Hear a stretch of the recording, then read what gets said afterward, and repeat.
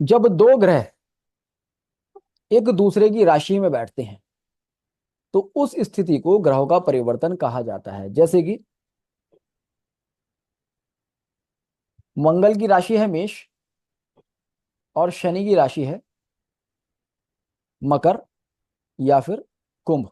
मंगल की दो राशि हमने आपको लिखवाई है। मान लीजिएगा शनि तो बैठा है मेष राशि में और मंगल बैठा है मकर राशि में। तो इस स्थिति को आप कहेंगे कि शनि और मंगल के बीच में परिवर्तन है। अब जब नाड़ी ज्योतिष का एक और नियम नोट कर लीजिएगा कि जब दो ग्रह परिवर्तन में होते हैं तो वे अपना बहुत स्ट्रांग इफेक्ट एक दूसरे को देते हैं। युति से भी ज्यादा पावरफुल इफेक्ट उन ग्रहों पर आता है। मान लीजिएगा जैसे हम कहते हैं कि शनि और मंगल युति में है। अब जब शनि और मंगल युति में होंगे तो हमें यहाँ पर ग्रहों की डिग्री देखनी होगी कि मंगल कितनी डिग्री पर है, शनि कितनी डिग्री पर है। इनके दीप्तांश देखने होंगे कि भाई मंगल शनि को कितना इफेक्ट दे रहा है, शनि मंगल को कितना इफेक्ट दे रहा है। ठीक है, ये मैंने आपको बताया था कि अगर दो ग्रह युति में तो हमें इस तरह से देखना है। किंतु जब दो ग्रह परिवर्तन में हो तब आपको ना दीप्तांश देखने की जरूरत है ना आपको डिग्रीज देखने की जरूरत है। आप मानेंगे कि शनि का मंगल पर और मंगल का शनि पर बहुत ही स्ट्रांग इफेक्ट है। ये आपको पॉजिटिवली और नेगेटिवली दोनों ही तरह के इफेक्ट्स बहुत ही स्ट्रांगली देंगे। आप इनको ऐसे समझ लीजिएगा, दो जिस्म और एक जान एक दूसरे का पीछा छोड़ेंगे नहीं, चाहे वो पॉजिटिव हो या नेगेटिव हो। ठीक, एक सेकंड का समय दीजिएगा, मुझे एक मैसेज भेजना है, वो मैं भेज देता हूँ।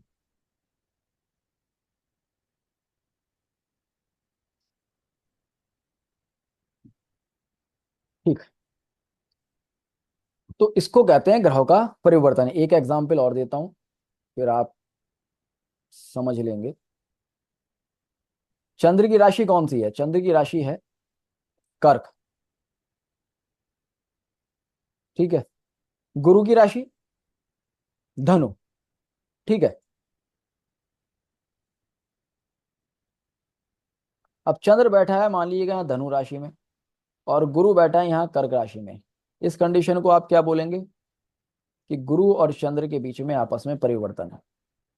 अब इसको आप चाहो तो एक पेपर पे ऐसे लिख लो, गुरु और चंद्र यहाँ पर युति बना रहे हैं, या आप परिवर्तन की तरह लिख लीजिएगा, वो आपकी अपनी समझ है।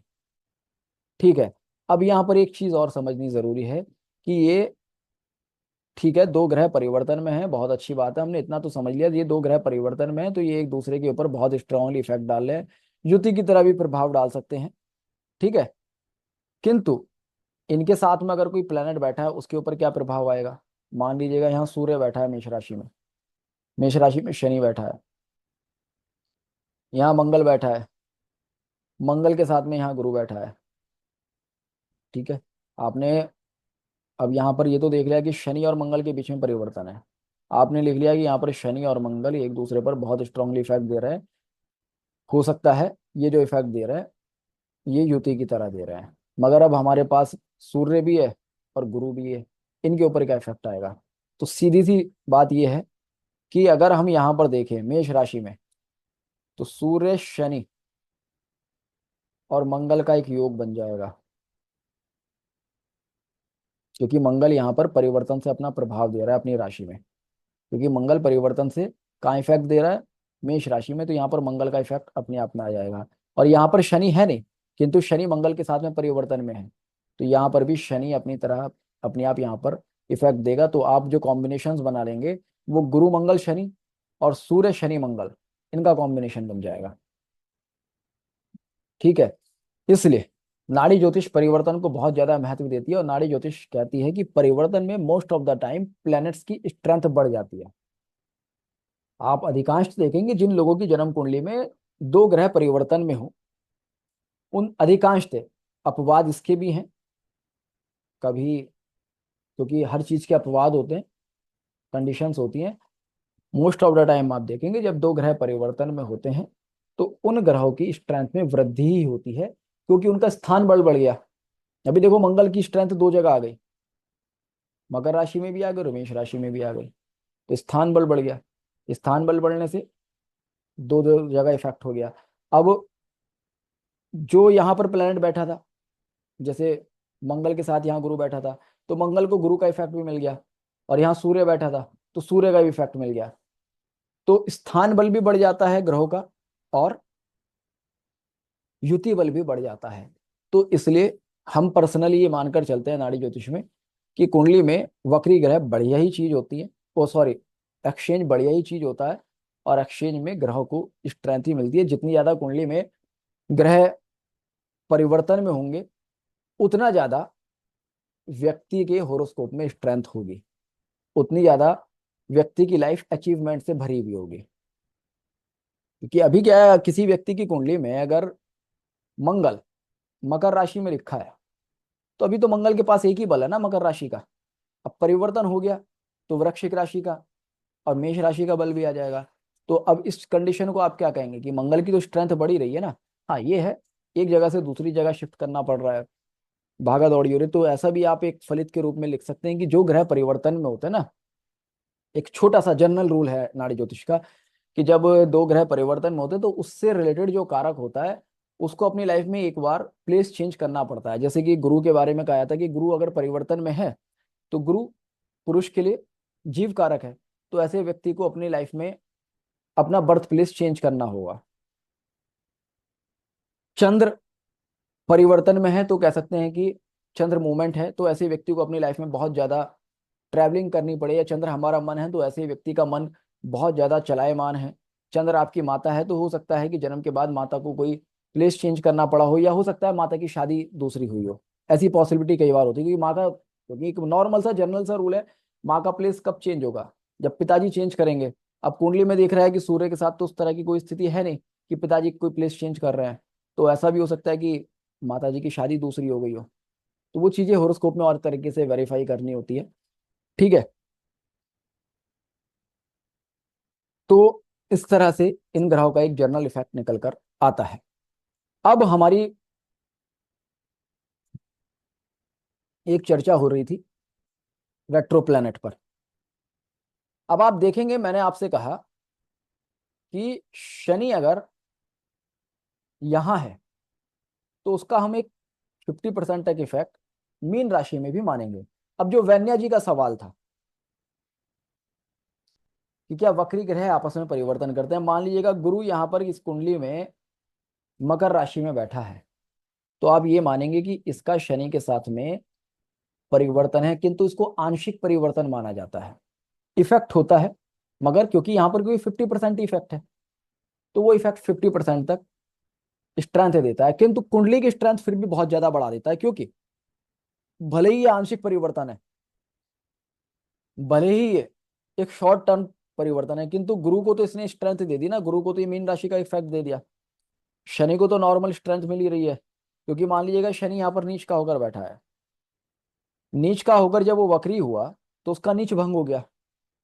एक ज्योतिष का एक टर्म है कि नीच वक्री उच्च के समान फल देता है। अब उच्च के समान फल क्यों देता है, क्योंकि यहाँ पर उसका नीच भंग हो गया।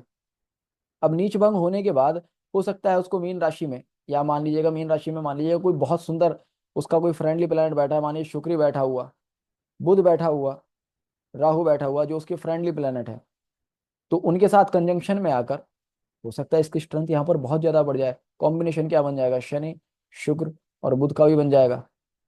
उसके साथ गुरु में गुरु के साथ परिवर्तन हो गया तो यहाँ पर गुरु का भी इफेक्ट आ गया।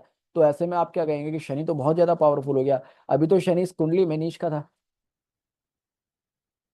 नीच भंग हुआ क्योंकि रेट्रो है, चेष्टा बल बढ़ गया। चेष्टा बल बढ़ने के बाद क्योंकि मीन राशि में मान लिएगा जैसे मैंने कहा शुक्र और बुध बैठे थे, तो शुक्र बुध ने अपनी स्ट्रेंथ दे दी, गुरु के साथ में परिवर्तन हो गया, तो आप देखेंगे गुरु की स्ट्रेंथ भी आ गई।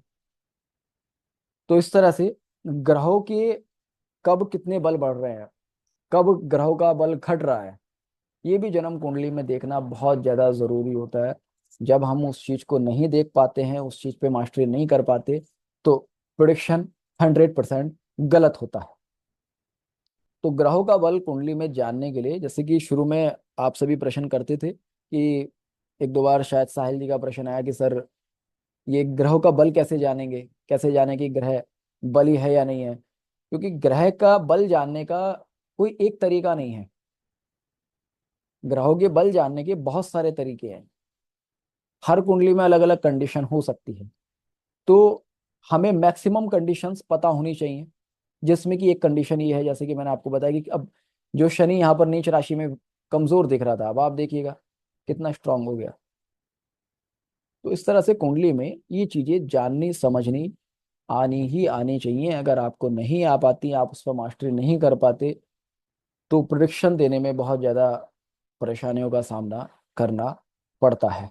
ठीक है, तो ये कुछ बेसिक चीज़ें थी रेट्रो के बारे में, जो मुझे लगता है आपने जान और समझ ली है। अब इसमें आपके कोई प्रश्न हैं तो आप बिल्कुल एक एक करके पूछिएगा। मैं ही आपका एक एक का बोलूँगा, किसका माइक जिस जिसका बोलूँगा वो अपना माइक ऑन करता रहेगा और पूछता रहेगा। फैन बंद कर दो। ठीक है, तो सबसे पहले दिलबाग जी से शुरुआत कर लेते हैं। जी, आप ही बताइएगा। सर आप। हाँ जी। सर इसमें जो हाउस का इफेक्ट भी आएगा, राशि का तो आएगा जब रेट्रो होके पीछे जाएगा या राशि परिवर्तन होगा, तो उसमें हम हाउस का इफेक्ट भी लेंगे। इसका रिपीट कीजिएगा। जैसे सर राशि परिवर्तन में होते हैं दोनों प्लैनेट, तो हम्म। प्लैनेट और राशि का तो आपने बताया है। जो हम्म। हाउस भी चेंज हो जाएंगे ना, मंगल हम्म। फर्स्ट में चला गया 10th से, या हम्म। सैटर्न 10th में आ गया, तो उन हम्म। हाउस का इफेक्ट भी आएगा। हाँ बिल्कुल आएगा। ठीक है, अगर इसी हम तरह से रेट्रो होगा। हाँ, जीव लगन से अगर हम कुंडली बना रहे हैं, दो तरीके होते हैं नाड़ी ज्योतिष में। जैसे कि अब मैंने आपको कहा कि नाड़ी ज्योतिष में हम जो मेन कंसीडर करते हैं वो जीव लगन करते हैं, किंतु मैंने आपसे ठीक कहा है कि अगर हमारे पास मुख्य लगन अवेलेबल है तो हम उससे कोई परहेज नहीं है, हम उससे और सटीकता पर जा सकते हैं। तो मान लीजिएगा शनि 10वें भाव में बैठा है और रेट्रो होकर 9th हाउस में जा रहा है, राशि 9th हाउस में कोई है, तो वो 9th हाउस का इफेक्ट लेगा ही लेगा। ठीक है सर, उसमें ठीक है, 50% तक जो स्ट्रेंथ आ जाएगी वो 9th हाउस की आ जाएगी। ठीक है sir, thank you, thank you. ठीक है जी, वैन्या जी आप बताइए। सर हम्म। समझ गए सर अभी। अब बट एक चीज और बताइए सर। सपोज मेष राशि का मंगल अ, शनि के साथ, मकर राशि का शनि के साथ एक्सचेंज किया। रुको, मैं स्क्रीन शेयर और करता हूँ, एक मिनट मैं स्क्रीन शेयर करता हूँ, वहां पर लिखता रहूंगा तो चीजें इजी हो जाएंगी। हाँ बोलिए, मेष राशि में लिख दिया हमने मंगल। और मेष राशि में मंगल ने सर शनि ओके, मेष राशि में लिख रेट्रोग्रेड है। शनि। ठीक है, रेट्रो लिख दिया। और 10th हाउस मकर राशि में मंगल है। ठीक। तो ये तो एक्सचेंज हुआ है, बट शनि पीछे के हाउस का देख रहा है, तो वो तो अलग बात है, बट एक्सचेंज माना भी जाएगा ना। कैंसिल तो नहीं हो रहा इधर, नहीं नहीं, 1 और 10 के बीच में। एक्सचेंज माना जाएगा। और यहाँ पर एक कंडीशन और अब आपको जोड़ देता हूँ मैं। अब आप देखो, मैंने यहाँ पर कुंभ राशि में गुरु भी लिख दिया। हाँ तो अब यहाँ डबल एक्सचेंज हो गया। हम्म। मंगल और शनि का ये तो पूर्ण एक्सचेंज है, ये तो फुल एक्सचेंज है। अब क्योंकि शनि को हमने मीन राशि में एक पार्शियली माना, 50 हाँ। इफेक्ट है, तो अब यहाँ पर गुरु के साथ भी उसका एक्सचेंज हो गया। ओके। तो अब जो कॉम्बिनेशन बनेगा, अब आप जो कॉम्बिनेशन बनाएंगे, शनि मंगल और गुरु का बना सकते हैं। हाँ ठीक। ठीक है, समझ गया। जी, और किसी का कोई प्रश्न? मैं बोलता हूँ, पुनीत जी आप बोलिए। सर जैसे आपने पहले बताया था कि मतलब कि अपने एग्जांपल ये थी कि मार्च 6 में था और रेट्रो नहीं था, पर देखने में रेट्रो नहीं लग रहा था, पर एक्चुअल में 10 दिन पहले वो रेट्रो कंडीशन में था। हम्म। तो सर वो कैसे मालूम पड़ेगा, हम कुंडली में कैसे देखेंगे कि ये पहले देखने में नहीं हो रहा, डिग्री तो देख लेंगे कि इसे इसे रेट्रो लेना है या नहीं लेना। मैं उसके लिए बताता हूँ पुनीत जी। देखो, उसका तरीका तो सीधा सा ये है, आपके पास पंचांग होना चाहिए। देखो, ठीक है। सीधा तो ये है, क्योंकि इस चीज को नॉर्मली अभी जैसे कि हम, मैं भी केवल होरोस्कोप सॉफ्टवेयर से देख लेता हूँ। किसी भी, जैसे मैंने आपको बताया, एस्ट्रोसेक में डाल लीजिएगा, किसी भी फ्री उसमें डाल लेते हैं, हम देख लेते हैं कि भाई प्लानिटरी पोजीशन क्या है ना, और उससे नॉर्मली प्रोडिक्शन करते हैं।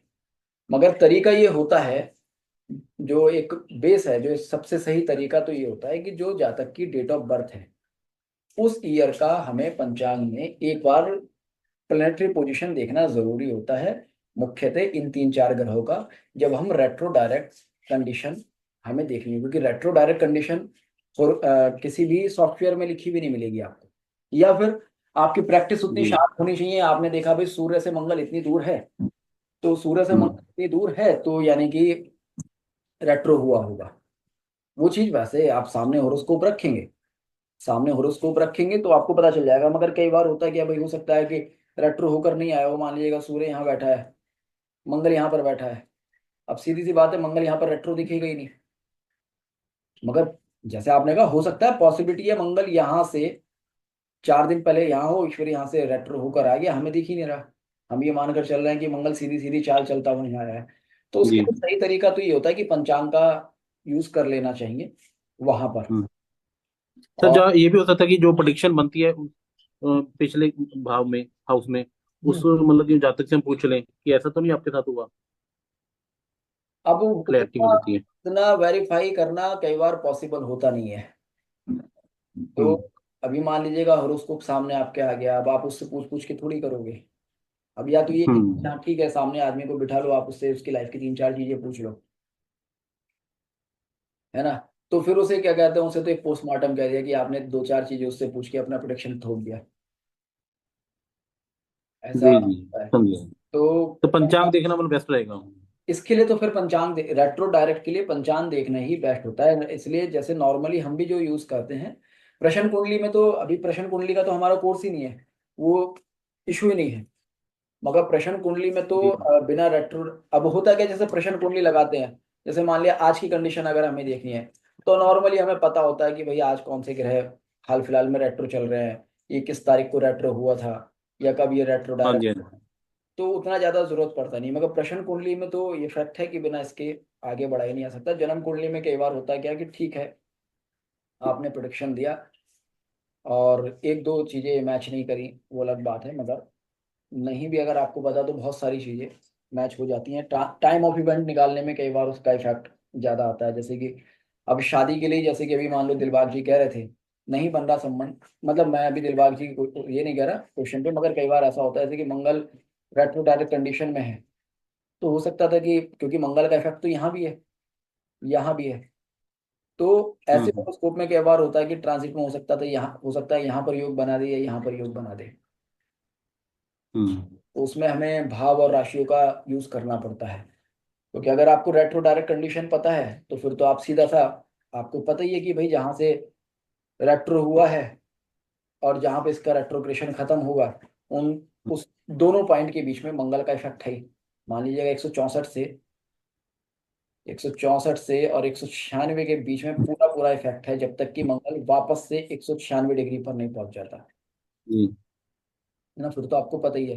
तो फिर तो एक ही है कि आप इस पीरियड के बीच में आप एक मोटा मोटा कैलकुलेशन करके बता दोगे कि भाई गुरु जब यहाँ पर आएगा 2 से 3 साल के अंदर, तब आपकी शादी का योग बनेगा। और इसलिए ये जो थोड़ा सा रेट्रो का टाइम ऑफ इवेंट निकालना बहुत मुश्किल हो जाता है कई बार, क्योंकि अब ये कंफर्म नहीं हो पाता कि मंगल एक्चुअली इफेक्ट कहाँ पर दे दे, कहाँ पे देगा, ठीक है। है ना। ठीक, उसके ठीक है सर। बाद आ गए जी, 1 मिनट रुकिए। शकुंतला जी। सर एक क्वेश्चन है। हम्म, ये जो आपने एक्सचेंज में बताया कि जैसे गुरु एक्सचेंज में होएगा तो बर्थ प्लेस चेंज होगा, हम्म। चंद्र होएगा तो मदर से रिलेटेड कुछ चेंज होगा, ऐसे बाकी प्लैनेट्स के लिए क्या होगा? हाँ आप देखिएगा, उसके लिए भी ऐसे समझिए जैसे मंगल है, मंगल क्या है, हस्बैंड है। मंगल हस्बैंड है तो पॉसिबिलिटी है कि शादी के बाद हस्बैंड प्लेस चेंज कर ले। ओके। क्योंकि मंगल मान लीजिएगा किसी की कुंडली में कर्क राशि में बैठा है ना, और चंद्र बैठ गया वृश्चिक राशि में। अब मंगल, हालांकि जब हम आपकी कुंडली से आपके हस्बैंड की कंडीशन देखते हैं, तो जो मंगल है ना, वो जिस दिन आपकी शादी हुई, जिस दिन आपकी शादी हुई मंगल उस दिन एक्टिव होगा। मंगल का जो जन्म स्थान है वो आपकी कर्क राशि है, अर्थात आपके पति का जो जन्म स्थान है वो कर्क राशि है। अब वो जन्म उसी दिन होगा जिस दिन आपने फेरे लिए, दो चीजें हैं, क्योंकि मंगल क्या है, मंगल तो उस दिन आपकी कुंडली में कर्क राशि में लिखा था जिस दिन आपका जन्म हुआ, है ना। किंतु विवाह के मैटर में, जब हम विवाह के मैटर में जन्म कुंडली देखते हैं, तो फिर मंगल का वो जो एक्टिवेशन है, मंगल की जो प्रकृति है, वो उस दिन अप्लाई होती है जिस दिन आपकी शादी हुई है। शुक्र का जो करेक्टर है वो उस दिन अप्लाई होता है जिस दिन आपकी शादी हुई है। तो मंगल क्योंकि यहाँ पर परिवर्तन में है, तो आपकी शादी के बाद पॉसिबिलिटी है कि आपका हस्बैंड जॉब चेंज कर ले या प्लेस चेंज कर ले। अब जैसे कि मान लीजिएगा मंगल यहाँ पर लिखा है कर्क राशि में, तो मैं तो सीधा से बोल रहा हूँ, मैंने आपको एक लेक्चर में बोला था कि जितनी लेडीज का मंगल कर्क राशि में होगा 90% उनकी मैरिड लाइफ से वो सेटिस्फाई नहीं होंगी। मैरिड लाइफ में अलग अलग तरह के इश्यूज होंगे, क्योंकि मंगल यहाँ पर डेबिलिटेड है। किंतु एक प्रोडिक्शन अगर मंगल यहाँ पर परिवर्तन में है, तो एक प्रोडिक्शन निकल कर यह आएगा कि शादी के समय हस्बैंड किसी अनवांटेड सिचुएशन से जूझ रहा था, किंतु शादी के बाद हस्बैंड ने अपना प्लेस चेंज किया। प्लेस चेंज करने के बाद मंगल का जो इफेक्ट आया कहाँ, वृश्चिक राशि में आया। वृश्चिक राशि उसकी अपनी राशि है, तो यहां से हस्बैंड की लाइफ में एक प्रॉस्पेरिटी आनी शुरू हुई शादी के बाद। ठीक है। हम्म।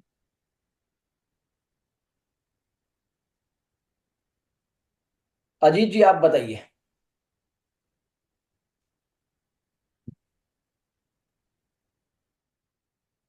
अजीत जी अपना वीडियो ऑडियो ऑन कीजिएगा, और आपका कोई प्रश्न है तो लिखिएगा, अदरवाइज हम खत्री जी के पास चलते हैं।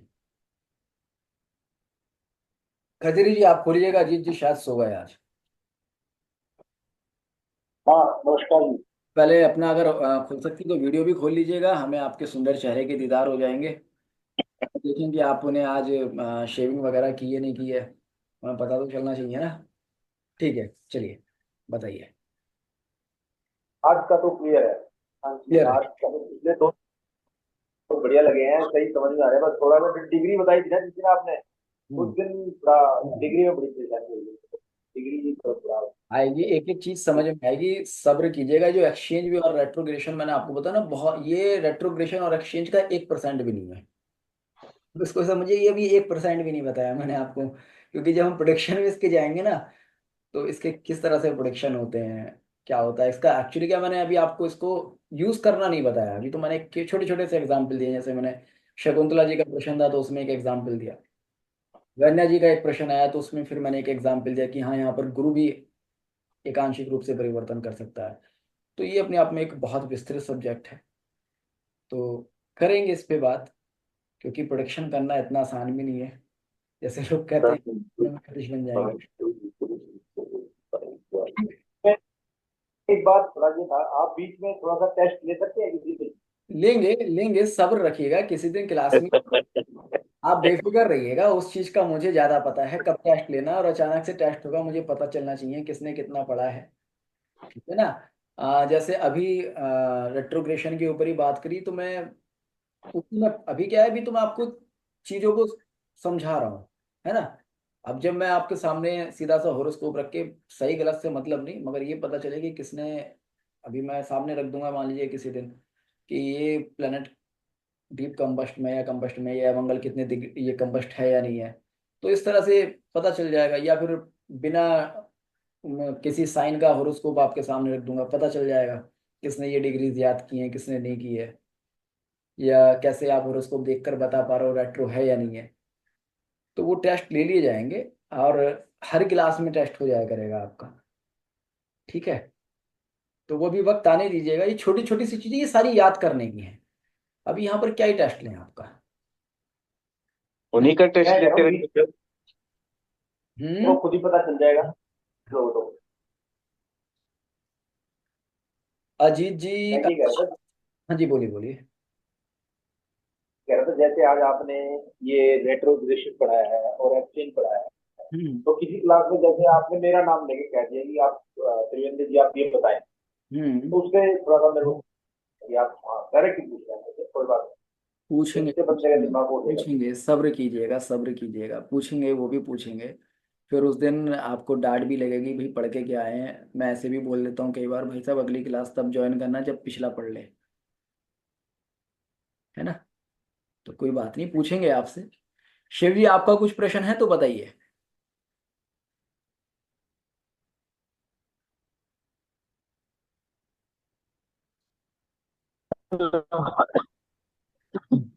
हेलो। हेलो, हाँ जी शिव जी। शिव जी ने बंद कर दिया, म्यूट हो गए। नहीं नहीं, अब आ रहा है, आवाज आ रहा है।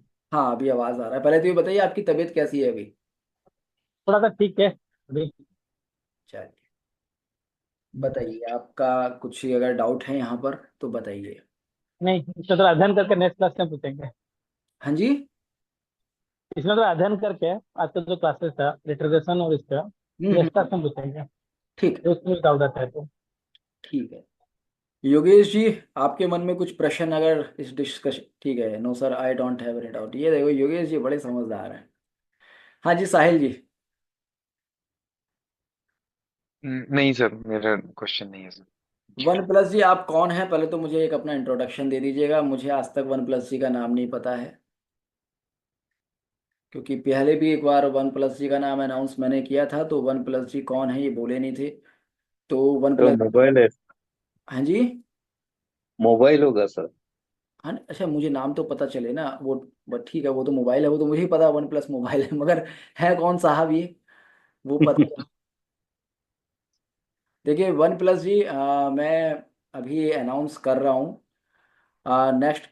पीछे भी आप ऐसा हुआ था। अच्छा, वन प्लस जी हमारे भरत जी हैं। अरे यार, नमस्कार भरत सर। जी, कम से कम बता दिया करो भाई। मैं अभी ये बोलने वाला था, मैं भाई नेक्स्ट क्लास में रिमूव कर दूंगा उठा के, क्योंकि मेरे पास वन प्लस नाम का कोई बंदा बोला नहीं है। नहीं, मैंने ऑन किया इसलिए। ठीक है, ठीक है। नाम नहीं आ रहा है क्या उसमें?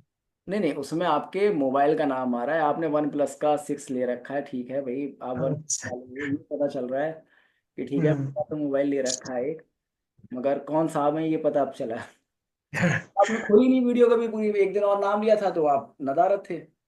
हाँ, आपका मैं मैंने पिछले देखा बार में था नहीं, मिस एक कॉल। क्लास में मैं था नहीं। 2 दिन पहले आपकी मिस कॉल भी पड़ी थी, मैं हाँ। रिसीव नहीं कर पाया। हम्म। आज की क्लास में कुछ डाउट, कोई क्वेश्चन? नहीं, बढ़िया है, क्वेश्चन नहीं है कोई भी। रेट्रोग्रेड और आरडी और ये एक्सचेंज सारा समझ आ गया। ठीक है। रोजी जी, आपका कोई प्रश्न? हाँ जी, मेरा प्रश्न है कि जैसे मान लो कि कोई ग्रह, वीडियो ऑन मान लो करें, सिंह राशि। वीडियो ऑन हाँ करें। जी। मैं प्रेजेंट में सिंह सिंह राशि में गुरु रुकिए रुकिए रुकिए, है, मान लो और स्क्रीन शेयर। वक्री है, तो एक क्या? मिनट, हाँ तो। सुनिए सुनिए हाँ सुनिए। जी। दूसरे की भी सुननी होती है थोड़ा सा। और कोई बोल रहा होता है, दूसरे की भी सुनिए। हाँ, मैं लिख लेता हूँ ना सिंह राशि। ठीक है, मैंने हाँ सिंह जी। राशि लिख लिया, बोलिए आप। हाँ जी। सिंह राशि में अगर गुरु वक्री है, तो क्या मतलब उसको, मतलब उसका पिछले भाव में इफेक्ट मान के उसके उच्च का भी प्रभाव आएगा उसमें? नहीं, रुकिएगा, मैंने आपसे कहा कि ये आपका जन्म स्थान है। ये गुरु का जन्म हम्म। स्थान है, गुरु को आप सिंह राशि हम्म। ही बोलेंगे। अच्छा, तो पिछले भाव में फिर क्या इफेक्ट रहेंगे उसके? आपने बोला ना पिछले अब भाव में भी कुछ इफेक्ट पिछले रहते हैं। भाव में आप ये कह सकते हैं कि गुरु उच्चता की तरफ जा रहा है, मगर कुछ होगा नहीं, है ना। अच्छा। उसकी हम्म। क्वालिटीज है वो अपने आप में बूस्ट हो जाएंगी, क्योंकि 50% इफेक्ट उसका यहाँ पर है। और एक मेनली आप ये समझ के चलिए कि कर्क राशि में जो भी ग्रह बैठा है, हाँ जी। गुरु के उसके साथ रिलेशन हो जाए। अच्छा। ठीक है ना। हम्म। उसके अंदर कर्क राशि का इफेक्ट आ रहा है, ठीक है, उच्चता का इफेक्ट आएगा, मगर फिर भी उसको आप कुछ हम्म। नहीं कह सकते। आप ये नहीं कह सकते वो पूरी तरह से उच्च हो गया, क्योंकि वो जो अच्छा। इफेक्ट 50% है, यहाँ तो उसका 100% इफेक्ट है। अच्छा अच्छा अच्छा। सीधा अभी ऐसे मोटा मोटा आप ये समझ लीजिएगा, आप हिमाचल से हैं, हाँ जी। हाँ जी। अभी आप दिल्ली आकर शिफ्ट हो जाए, हाँ जी। ठीक है, तो आप हम्म। जो हिमाचली भाषा का प्रभाव आपके अंदर है, एक वहाँ की कल्चर का प्रभाव आपके अंदर है, वो हाँ आप जी। कितनी भी कोशिश कर लीजिएगा, 20 साल दिल्ली रह लीजिएगा, 30 साल रह लीजिएगा, आप पूरी जिंदगी की भी अगर आप दिल्ली गुजार देंगे, तो वो जी पॉसिबल नहीं है कि आपके अंदर से वो हिमाचल का कल्चर चला जाए, वो जी जी भाषा का जी। प्रभाव चला जाए। अभी देखिए, हम्म। हरियाणा के लोग होते हैं, हम्म। सुनकर पता चल जाता है भाई ये हरियाणा से है, जी। रहे हाँ जी। हिंदुस्तान की किसी भी हिस्से में रहे, जी जी। ठीक है ना। हाँ हाँ। तो अब उनको ये तो नहीं कह सकते वो दिल्ली वाले हो गए। हाँ जी। अब पंजाबियों को कहीं भी भेज दो, सुन के हाँ पता जी। चल जाएगा ये पंजाबी है, कहलाएगा जी तो जी जी। पंजाबी ना। हम्म। तो वो होता है कि इफेक्ट आ जाएगा, मगर स्टिल वो नेचर नहीं जाएगी, जो सिंह राशि में नहीं उसका जो है वो जो रहेगा ही रहेगा। जी जी जी। तो ऐसे ही अगर कोई ग्रह नीच हो रहा हो, मतलब अब नीच नीच में नहीं है वो, लेकिन उसकी पिछली राशि में वो नीच में हो रहा है, तब क्या इफेक्ट होगा? ग्रह अगर अपनी पिछली राशि में नीच का हो रहा है तो पहली बात तो नीच हो नहीं रहा है, नीच थोड़ी, मान हम्म। लीजिएगा गुरु यहाँ कर्क राशि में बैठा है, हाँ जी। रेट्रो हो गया, तो कहलाएगा तो गुरु उची, हम्म। सॉरी चलो नीच में एग्जाम, मान लो मंगल बैठा है सिंह राशि में ठीक है, और वो वक्री है। नीच का ही प्रभाव ले लेते हैं, नीच में कह रहा है ना जैसे। हाँ, ये तो मैं बता रही हूँ ना, सिंह राशि में अगर मंगल है। सिंह राशि में अगर मंगल है, चलिए सिंह हाँ, राशि, वक्री है। ठीक ठीक ठीक,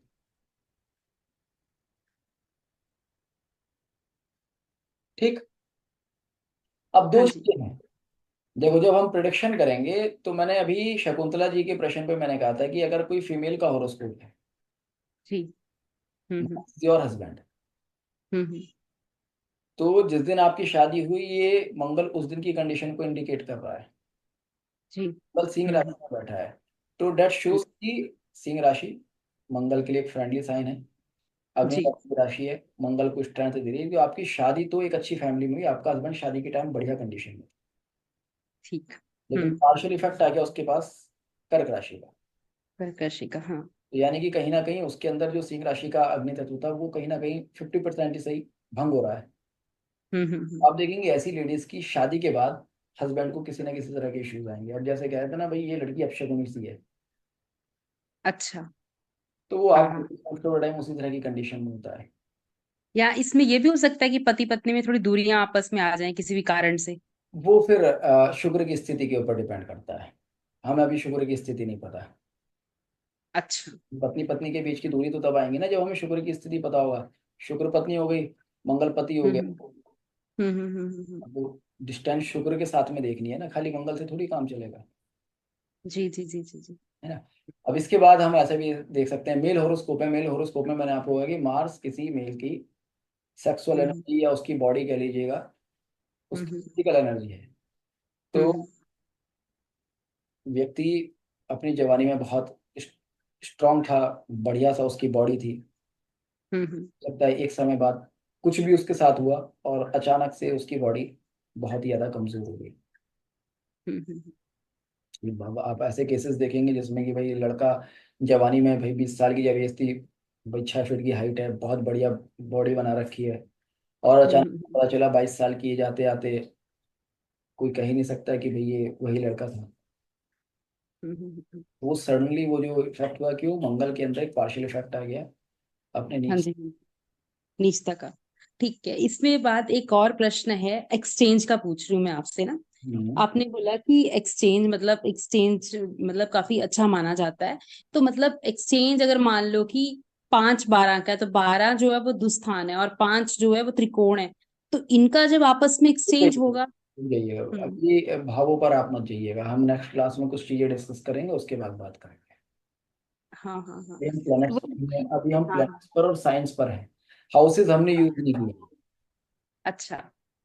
अभी आप आज के डिस्कशन में देखेंगे अभी हमने हाउसेज यूज नहीं किए हैं, वो तो केवल एक वैन्या जी का या किसी का प्रश्न था कि पिछले भाव में अगर नवम भाव है, दसम, हम्म। तब तो मैंने कहा हाँ, नवम का इफेक्ट आएगा, मगर अभी हम हाउसेज यूज नहीं कर रहे हैं कि दो हाउसेज के बीच में जब एक्सचेंज होते हैं तो उनके हाँ जी हाँ जी। आते हैं, ठीक है। जी जी जी। और एक हाँ हाँ। मोटा मोटा मैं जैसे आपको बता दूं, जैसे जिसे आप दूरस्थान कह रही हो वो हम्म। वैदिक वालों की पराशरी वालों की लैंग्वेज में होता है, हमारे लिए कोई दूरस्थान नहीं है, जी जी जी। हम हाँ। किसी को दूरस्थान नहीं मानते, हमारी किसी भी भाव से कोई दुश्मनी नहीं है हम्म। हमारे। अच्छा, एक, हाँ, बृहस्पति आपने बोला वक्री होने पर उसका जन्म स्थान चेंज हो जाता है, ये कंडीशन है, ये होगा ही? मोस्ट ऑफ द टाइम देखा गया है, आप कुछ होरोस्कोप्स निकालिएगा मेल्स के, अच्छा आप उसमें अप्लाई करके देखिएगा, एक आपको अच्छा अच्छा। सूत्र दिया है, अप्लाई हाँ करके जी। देखिएगा और फिर उस क्योंकि खुद, दे दीजिएगा। हाँ, खुद क्योंकि मैं देख रही हूँ ना, इसे गुरु मेरा भी खुद का वक्री है, लेकिन मेरा चेंज नहीं हुआ, मैं मतलब आप अपने आप होम टाउन पे ही हूँ। आप फीमेल है, मैंने कहा मेल्स का। अच्छा, मेल्स का, ठीक है ठीक है, हाँ, ये कंडीशन अब याद रखनी पड़ेगी ना, हाँ। तो ठीक है। बहुत सारी चीजें ना, हर चीज कंडीशनल होती है। हाँ जी हाँ जी। ठीक। इसका 10-20 लड़कों के हॉरोस्कोप आप निकालिएगा, फिर देखिएगा। और जी एक शर्त जी और जी। मैं आपको बता देता हूँ कि जिनका गुरु वक्री हो हम्म और वो अपना जन्म स्थान परिवर्तन नहीं करते हैं, तो जन्म हम्म। स्थान पर उनको सक्सेस नहीं मिल पाती है। ये बात तो सच है, मैं जब भी बाहर जाती हूँ मुझे फायदा होता है।